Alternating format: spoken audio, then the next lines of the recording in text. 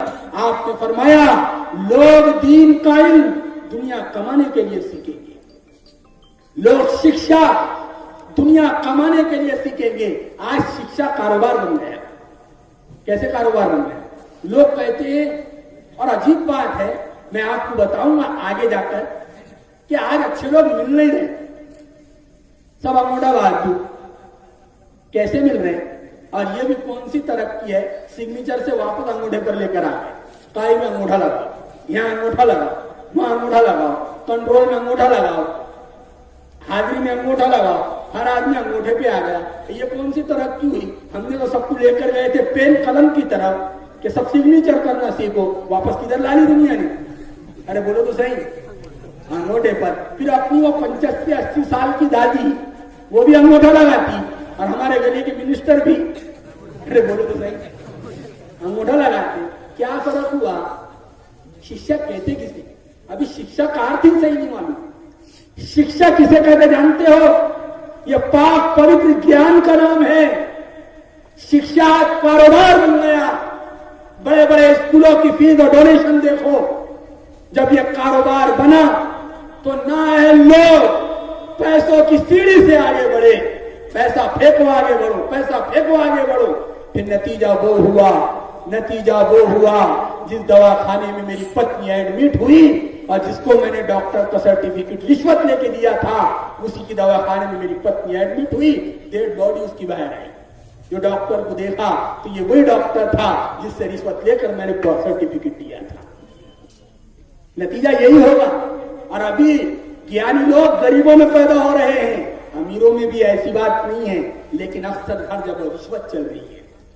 مولانا یونس صاحب پونا والے رحمت اللہ علیہ, وہ کہا کرتے تھے جب تک پیدا کرنے والے کا خوف نہیں آئے گا دنیا سے کرائم دور نہیں ہو سکتی, دنیا سے کرائم دور نہیں ہو سکتی.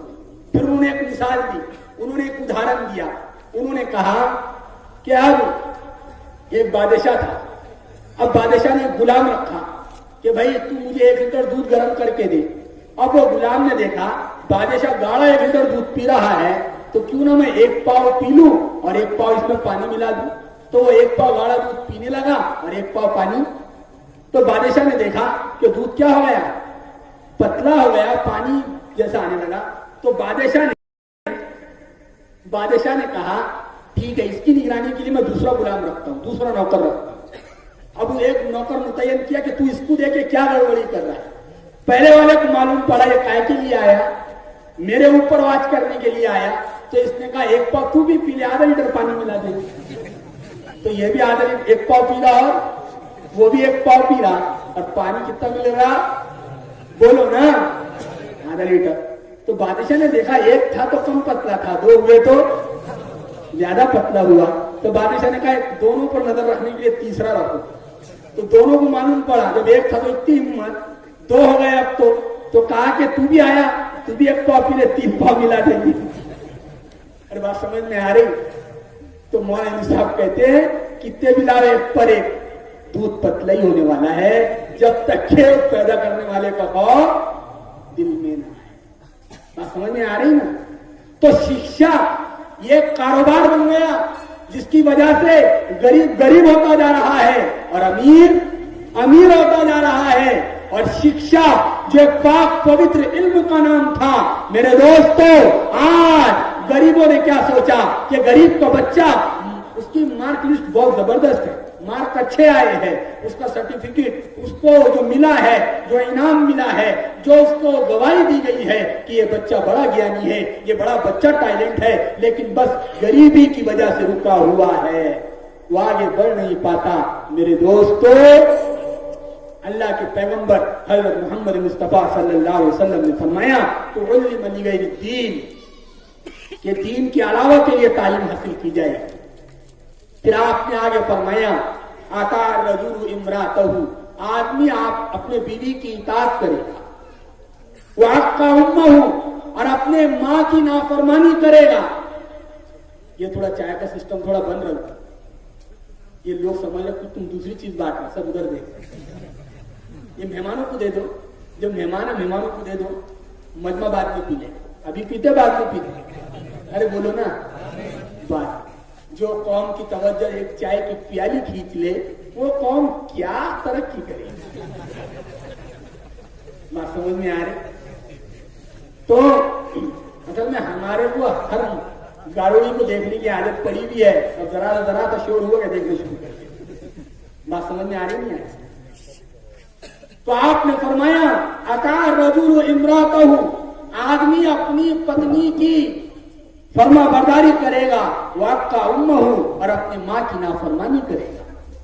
یعنی اب اس کا مطلب یہ نہیں ہے کہ بیوی سے محبت نہیں کرنا یا پتنی سے محبت نہیں کرنا. ہاں پتنی سے بھی محبت سکھائی گئی ہے اور ماں سے بھی محبت سکھائی گئی ہے. یہ اسلام ہے جو ہمیں بیلنس رکھنے کا حکم دیتا ہے کہ دونوں میں توازن کیسے برقرار رہے کہ بیوی کو بیوی کا حق ملے، ماں کو ماں کا حق ملے. لیکن ہر جگہ پتیوں کو ہمیشہ یہی تانے سننا پڑتا ہے، بیوی کہتی ماں سکھا رہی، ماں کہتی عورت سکھا رہی. اس میں بیچارہ مظلوم بوڑھا ہو کے مر جاتا، یہ دھبا اس کی زندگی سے نکلتا نہیں اور وہ بیچارہ سوچتا کروں تو کیا کروں. بہرحال لیکن پتنی کو پتنی کا حق دینا، بیوی کو بیوی کا حق دینا، میرے دوستو یہ اسلام سکھاتا ہے. بیوی سے محبت پروفیٹ محمد صاحب صلی اللہ علیہ وسلم نے کر کے دکھایا ہے. آپ نے فرمایا ایک مرتبہ آپ اپنے گھر کا کام بھی کرتے تھے، اپنے پتنی کا ہاتھ بٹاتے تھے، روٹی ڈالنے میں ہاتھ بٹاتے تھے، گھر میں جھاڑو دینے میں. کون کس کی بات کر رہا ہوں؟ پیغمبر حضرت محمد صلی اللہ علیہ وسلم کی بات کہ آپ اپنی پتنی حضرت عائشہ فرماتی ہے کہ آپ گھر میں جھاڑو بھی دے دیتے تھے، آپ اپنی چپل خود سی لیتے تھے، آپ کبھی روٹی بھی بنا لیتے تھے، آپ گھر کے کاموں میں میرا ہاتھ بٹاتے تھے. اور یہی نہیں، اللہ کے نبی اپنی بیوی کے ساتھ کھیلتے بھی تھے. ہم نہیں میں شوہر ہوں، شوہر ہے کہ فرعون ہے؟ ارے بولو نا، پتنی ہے وہ تمہاری اور تم پتی ہو اس کے. اس کا مطلب یہ ہے کہ جوتے بھی اس سے صاف کروا رہے، جو کام ہم خود کر سکتے وہ بھی کام اس سے کروا رہے. تو جوتے ابھی صاف بھی ہوئے نہیں، ناشتہ بھی ٹیبل پہ لگا نہیں، کپڑے ابھی استری ہوئے نہیں. میرے دوستو وہ ہمارے گھر کی نوکرانی نہیں بلکہ وہ ہماری پتنی، ہماری عزت کا نشان ہے، وہ ہماری بیوی ہے. گھر کی بیٹی، گھر کی اپنی بیویوں کو گھر کی نوکرانی نہ سمجھو، پتنیوں کو ان کا حق دو، ماں کو ان کا حق دو. ماں گھر کی ملکہ ہے تو پتنی گھر کی شہزادی ہے. اگر ماں گھر کی بادشاہ ہے تو پتنی اس کی وزیر ہے.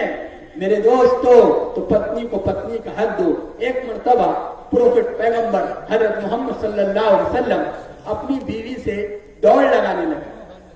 یہ ریس تو اب ابتدائی نبوت کا زمانہ ہے، اب ریس لگ رہی ہے. حضرت عائشہ دبلی تھی، امی جان رضی اللہ تعالیٰ عنہ، اور ہمارے نبی تھوڑے صحت مند تھے. تو جب بھاگے تو حضرت عائشہ رضی اللہ تعالیٰ عنہ جیت گئی اور ہمارے نبی ہار گئے. تو حضرت عائشہ مسکرائی کہ دیکھو میں نے تمہیں کیسے ہرا دیا. اللہ کے نبی صلی اللہ علیہ وسلم نے بھی مسکرائے. اب یہ ہو گئی بات، قصہ ختم. ایک زمانہ ایسا آیا کہ حضرت عائشہ تھوڑی صحت یاب ہو گئی رضی اللہ تعالیٰ عنہ، اور ہمارے نبی صلی اللہ علیہ وسلم تھوڑے ضعیف اور کمزور ہو گئے. اب ریس لگی تو اللہ کے نبی صلی اللہ علیہ وسلم کیا ہوئے؟ دوڑ میں آگے نکل گئے. اور حضرت عائشہ تو فرمایا عائشہ جب تو جیتی تھی اب میں جیتا، بدلہ برابر ہو گیا. آج تو لوگ سمجھتے ہو بیوی کے ساتھ کھیلنا ہے، ہم کتنے چھوٹے ہو گئے، ہماری پوزیشن اتنی چھوٹی ہو. نہیں میرے دوستو، بیوی ہماری لائف پارٹنر، زندگی کا حصہ ہے. جیسے سائیکل کے دو پہیے ہوتے ہیں. بیویوں پر ظلم نہ کرو. سب سے بزدل ہے وہ پتی جو شراب کے نشے میں پتنیوں کو مارتے ہیں. پتنیوں کو مارنا، رسول اللہ صلی اللہ علیہ وسلم نے فرمایا، اللہ کے نبی کا فرمان سنو، انتم سندیشتا کا سندیش سنو، لاسٹ میسنجر کا میسج سنو، میرے اور آپ کے آقا کالی کملی والے کی تعلیم اور شکشا سنو. آپ کے زندگی کا آخری بیان اللہ کے نبی نے، آپ ایک حج کیا ہے، حج قران، اور اس میں خطبہ دیا تھا جس کو خطبہ حجۃ الوداع کے نام سے یاد کیا جاتا ہے. اس میں آپ نے کہا، میں تمہیں اے میرے صحابہ، اے میرے ماننے والوں، میں تمہیں تمہاری پتنیوں، تمہاری عورتوں، تمہاری بیویوں کے بارے میں بھلائی کے حکم دینے کی وصیت کرتا ہوں.